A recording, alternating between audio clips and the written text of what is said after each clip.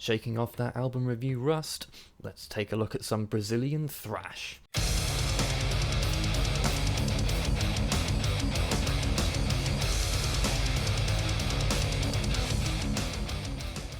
Hello, welcome back to Crushing Sounds. My name is Chris. God damn, it's been a while since we've done an album review on this channel. The last one I think was with a cattle decapitation several months ago.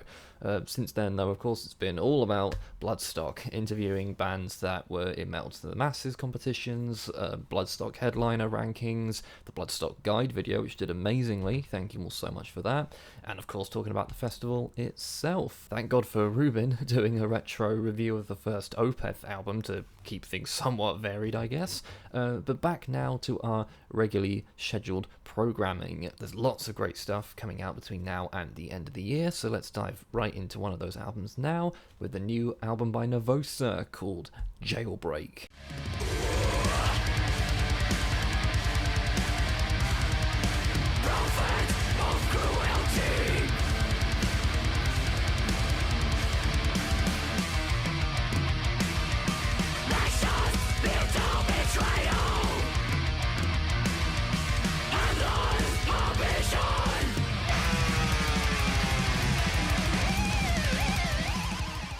Nervosa are, of course, the thrash metal band from Brazil, founded in 2010 and having just dropped their 5th album. This band are no stranger to lineup changes. Their vocalist slash bassist, Fernanda Lira, and drummer Luana de Meto, definitely getting some names wrong there, my apologies. They both left to form the death metal band Crypta, and their next vocalist, Diva Satanica, left after just one album. Fast forward to today, and founding member and guitarist Prika Amaral, is now taking over vocal duties as well as playing guitar. The split with Fernanda and Luana was completely amicable, apparently, and for my money, we all win because now we have two awesome metal bands out of Brazil. Crypta releasing one of the best death metal albums of this year so far, and it's so fucking cool to see both of them on the bill for next year's Bloodstock Festival. We're getting both bands on the same weekend, apparently not on the same day, so not expecting any special appearances between bands or whatever, so oh well, but still awesome. So yeah, I was excited for this one. I didn't know much about Nervosa before this year. I was aware of them, but didn't delve into too much. Then, by chance, I stumbled across the music video for Endless Ambition, and it completely blew me away. It was great, but we'll come back to that. So I checked out the new songs as they were coming out ahead of the album, and I eagerly awaited the full thing. So now we have Jailbreak, the full thing. So let's get into it. The album goes off like a bomb, straight into the awesome Endless Ambition, and man, what an opener. It smacks you straight away with an awesome riff before booting off into our death-infused thrash. Or is it thrash-infused death? I'll let you all decide.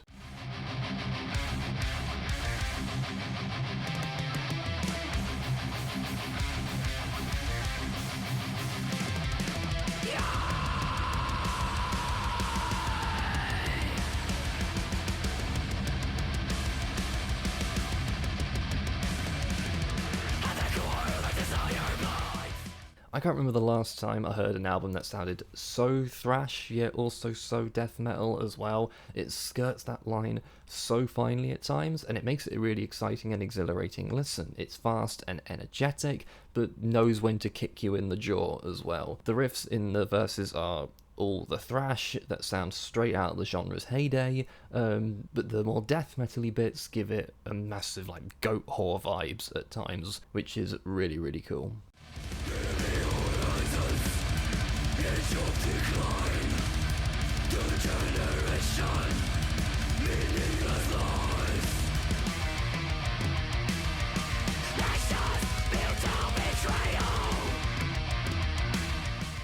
Oh, and Prika absolutely kills it on the vocals. They sound awesome. They just do. It's almost bizarre that Nervosa's perfect vocalist was right there the whole time, but hey ho, better late than never. It's one of my songs of the year so far. I really do mean it. It's that fucking good. But we've known about this song for months now. We already knew it was great. How's the rest of the album? If I had to describe this album in one word, it would be riffs. Thrash metal has always been about the riffs for me, and the riffing on Jailbreak is second to none. It's some of the best guitar work I have seen this year. Not just the solos, which are of course very technically proficient, but the main riffs that make up the body of the songs are all so good and really earwormy as well. Whether they are thrashy or deathy, or in the case of tracks like Suffocate, they switch between one and the other.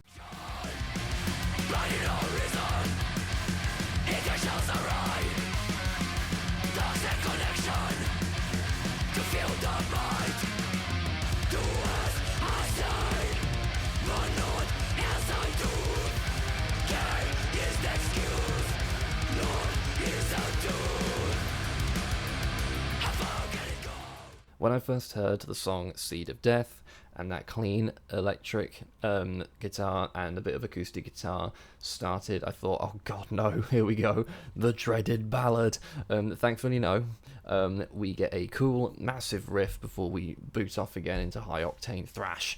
The chorus of this song is so good as well, one of the best on the album. It sounds enormous, it has great scope, and I really hope they play this one live. I think it would be really, really cool.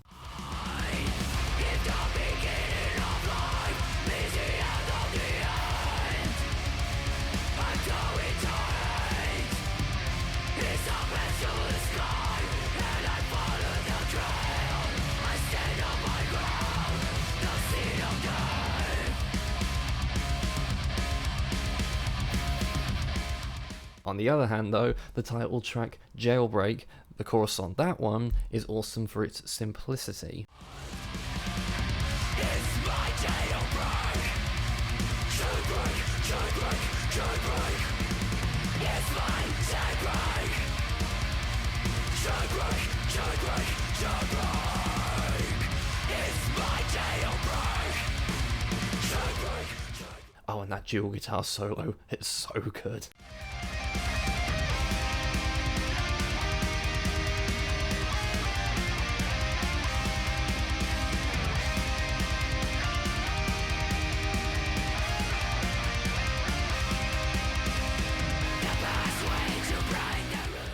It's the kind of song where the circle pits will start right from the off and they just won't stop the whole way through. Kind of hoping they open with this live. I think that would be really, really cool. So how do you make an album with great guitar work even more exciting? You add Gary Holt into the mix, that's how. He lends his expert skills on the track When the Truth Is a Lie. But yeah, that guitar solo, which I can safely assume is Gary Holt's bit, it's just face melting, it really is. But then I guess so is everything he lends his guitar to.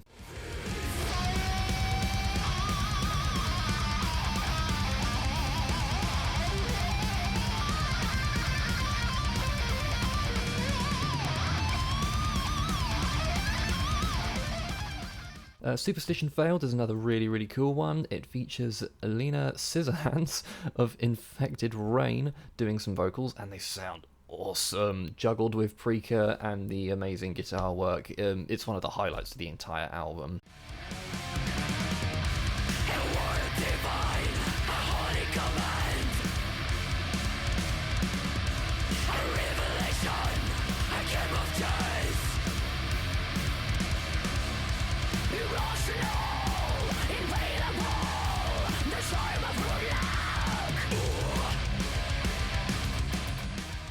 Let's throw another sub-genre into the mix, shall we? I also get a lot of mellow death vibes from this album. This song is a very good example of that. The guitar work is very melodic at times, hence the mellow death moments.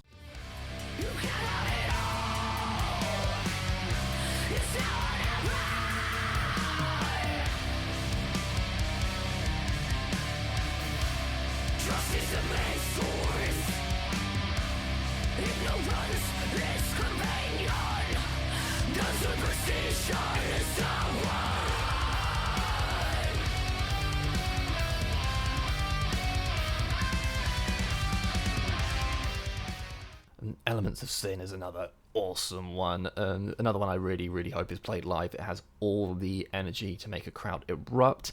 When that thrash riff comes in after the intro, it just gets me going, you know. That and the chorus is just so good. It's so chanty, so much fun. Love it. Love the rhythm to it as well. Cause of crucifixion.